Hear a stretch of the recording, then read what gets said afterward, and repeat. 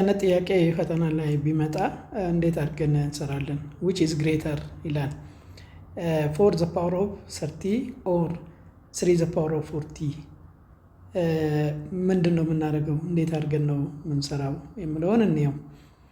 መጀመሪያ አሁን ቤዛቸው የተለያየ ነው፣ ኤክስፖኔንታቸውም የተለያየ ስለሆነ ቀጥታ ኤክስፖኔንታቸው ጋር እንመጣና ግሬተስት ኮመን ፋክተር እንፈልጋለን። ግሬተስት ኮመን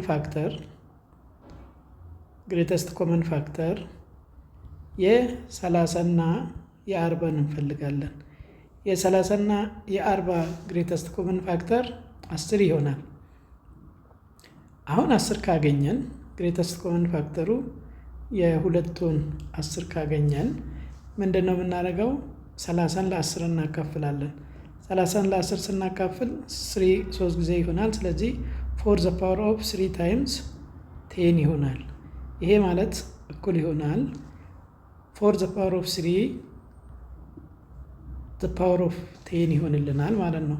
4 the power of 3 ደግሞ ስናየው 4 ጊዜ 4 16 ነው። 16 ጊዜ 4 64 ይሆናል። 64 the power of 10 ሆነልን። ይሄን ካገኘን በኋላ ቀጥታ የሚቀጥለውንም በዚህ መልኩ እንሰራለን። 3 the power of 40 is equal to አሁንም 40 ለ10 እናካፍላለን።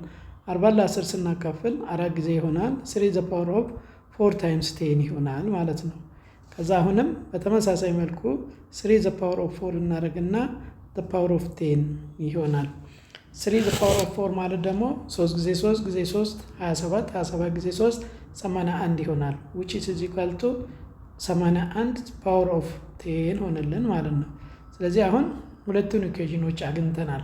ሁለቱን ኢኩዌሽኖች ስናገኝ ቤዛቸው የተለያየ ነው። አንዱ 81 ነው፣ ሌላኛው 64 ነው። ኤክስፖኔንታቸው 10 ስለሆነ 81 ከ64 ይበልጣል። ስለዚህ መጨረሻ ፋይናላችን ምንድን ነው የሚሆነው?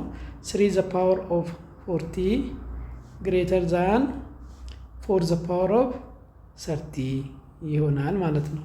እንደዚህ አይነት ጥያቄዎች ምንጊዜም ሲመጡ በዚህ መልኩ መመለስ ይቻላል። በጣም ቀላል ጥያቄ ነውና እንደዚህ ሞክሩ ለማለት ነው። ቪዲዮውን ላይክ፣ ሼር አድርጉ።